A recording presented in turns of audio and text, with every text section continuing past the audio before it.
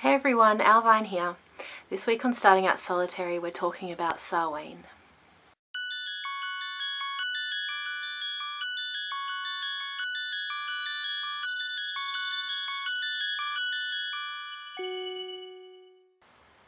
In the Northern Hemisphere, the land is coming into darkness. It is coming into a time of death, a time of quiet and of solitude. In the south, the Southern Hemisphere, where I am in Australia, we're coming into the Beltane season. We're coming into spring. Spring has certainly sprung here. And it's life that is seen very clearly, coming out of that death period. It's interesting being in the Southern Hemisphere because there are so many more pagans in the Northern Hemisphere, because there are more people in the Northern Hemisphere. So down here, I remember even as a child being so aware of what is happening up where you guys live. You know, all of the symbology that we have for different holidays, particularly Christmas is a good example, you know, are very northern. You know, here on Christmas, we're coming into the longest day of the year. It's the height of summer. And all of the symbolism, none of it makes any sense. And when I discovered paganism, all of a sudden it did. You know, a lot of the symbolism has to do with the natural world and what is happening in nature, which is the very opposite of what is happening in the Southern Hemisphere at that time. The land behaves differently in different latitudes of the world. So where the wheel originated is a certain latitude, and therefore in winter everything is dead, everything is dark. There is, the land is seemingly barren, you know, there is snow, dead trees, dead looking trees everywhere. In winter here it's very different. Where I live, everything is lush and green. The trees, a lot of them die back, you know, they lose their leaves in autumn and they're bare. But the ground is so green and so fertile and beautiful. And I love winter. I love that. In spring, it remains the same. We still have rain. It's not too hot yet. In summer, I feel we come into a time of death. Most of the trees are green or brown at that time, and the land itself, the ground here, is barren.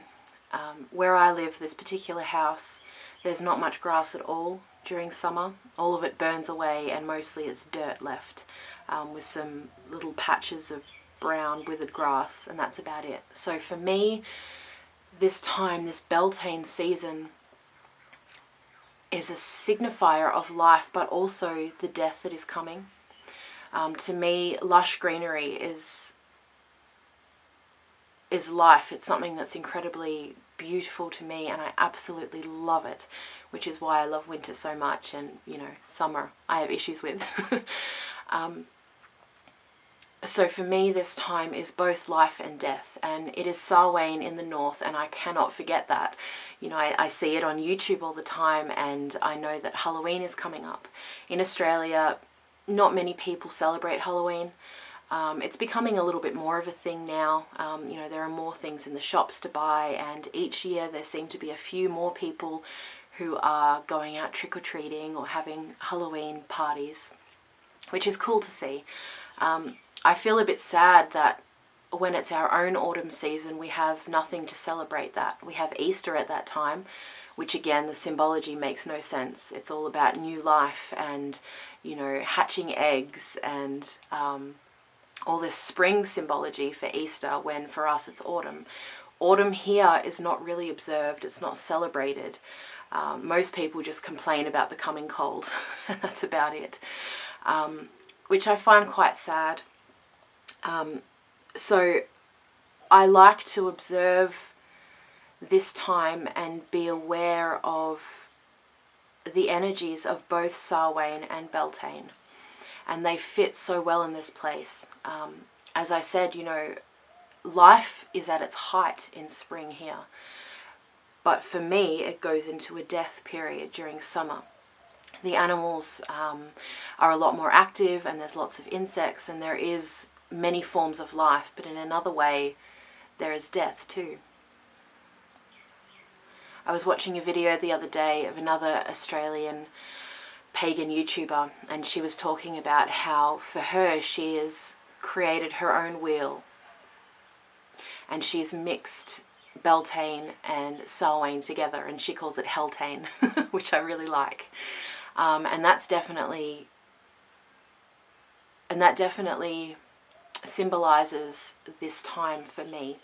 You can see on my altar here that I definitely have many death elements going on. There is life and death here. And this card that's sitting at the front of my altar, it's called Sun's Rays, and I feel like it symbolizes this energy really well. There's an image of a skull there, and also the sun's rays coming down in brilliant color, and I feel like that's exactly what the energies are right now. Either way, whether we are in the north or the south, we are approaching this time where the veil is thin, where we can communicate with other entities, other beings, the other side, more strongly, easier, more deeply.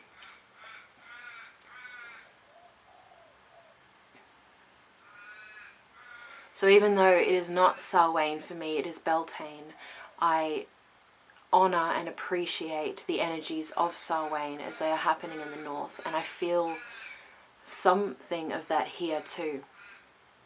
The energies here are very different from the traditional wheel that most of us, or many of us, follow. And it's a special time, it's a beautiful time. And it is a time that is approaching into death. Wherever you are, north or south, I wish deep connection for you at this time. Deep connection with whatever spirits you may want to commune with or communicate with, whether it be the energies of someone who has passed, or the energies of a deity, or the energies of a familiar spirit, or whatever it may be, the energies of the land. I feel like these in-between seasons, the veil seasons, spring and autumn, have powerful energy. You know, the land is changing, and we are amidst that change. That change is happening, and we cannot help but be affected by it, especially when we are people who notice the seasons. Not everyone does, but many do, and those that do, I think, particularly cannot help but see the similarities between what's going on in their own lives and what is going on in the natural world around them. I wish you all a very blessed time of Beltane or Samhain, either that it is, and I hope that this time brings change into your life. It brings growth, it brings decay as well. We cannot have new life without decay. The two are so interconnected, and death creates compost for life. So whatever you're going through right now, whether it be wonderful or whether it be incredibly difficult, I wish you so much love, and I hope that in time the lessons that are available will come to you, and that you will grow through whatever is going on into deeper connection and greater love.